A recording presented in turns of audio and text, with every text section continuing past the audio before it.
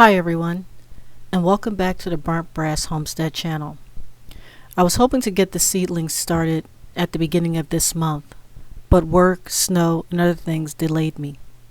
The snow was short and sweet and cleared up after about 3 days. We had a couple days of high 60, low 70 degree weather. I ended up enjoying them instead of using the time to plant my seeds. However, getting started today isn't too bad. For those of you who are new to gardening, please stay tuned to this channel as I will do my best to post as many videos as I can on a topic. In a previous video, I mentioned not to worry about how much space you have. If you have a 4x8 patch of grass or concrete area, you can grow food. If you have a south-facing window, you can grow herbs. And if you don't have any of that, then perhaps you can ask a friend or a family member or neighbor for a little area in their backyard to plant. This is what I did before I purchased my house. I had two friends who were kind enough to share their backyard, the back of their backyard, to install raised beds. One of my friends to this day still plants a garden every year. Her yard produces the juiciest strawberries.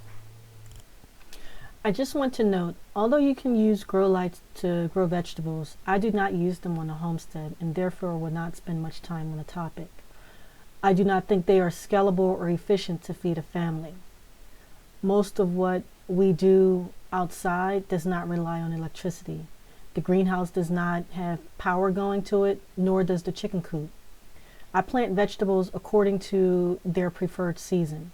During the summer, warm weather vegetables are planted, and during the winter, cold hardy crops are planted. We talked about space. Now let's talk about what to grow. If you are new to gardening, I recommend that you start slow, as not to overwhelm yourself. It is quite easy to go to the store and pick up one of every seed packet you see. But know that you will have to plant, water, weed, and harvest these vegetables.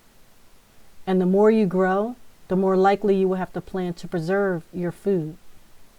We will cover all of this in upcoming videos. For now, pick 3 of your favorite vegetables from this list. Then go to the market or big box store or garden store nearest to you and purchase. Buy vegetables that will do well in the area you plan to plant them. If you are in an area that has a lot of sun, you really have no limits to what you can plant. However, if the area you're going to plant in is partially shaded, then pick the vegetables that are in the second column. Now let's discuss cost associated with getting started. You can start a nice sized vegetable garden for less than $50. Then each year you can grow this area. To start, you will only need a small bag of topsoil. You may need additional soil later depending on how much space is needed to plant your vegetables.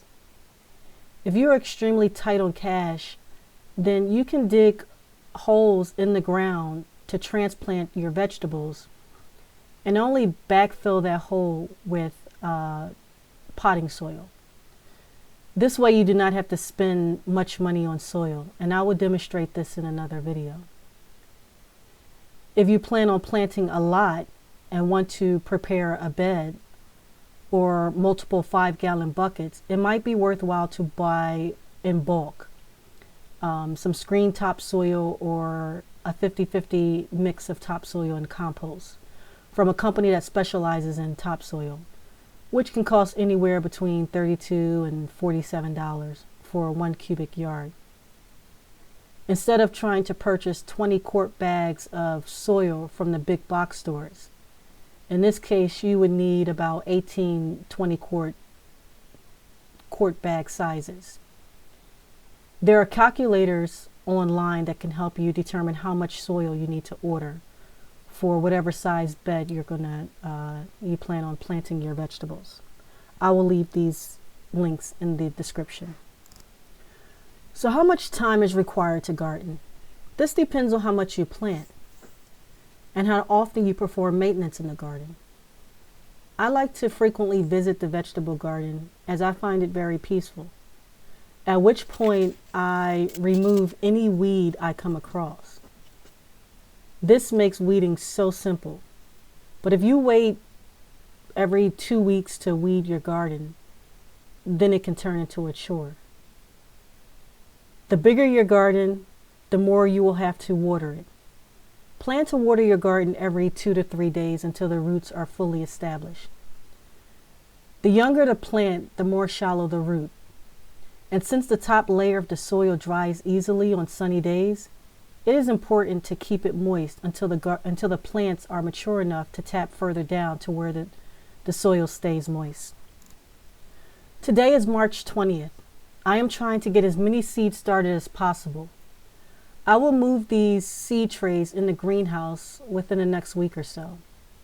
If you do not have a greenhouse, just keep the seedlings indoor until it is warm enough to get them outside.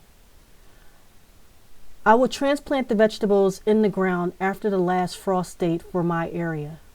By then, they should have developed a nice root system.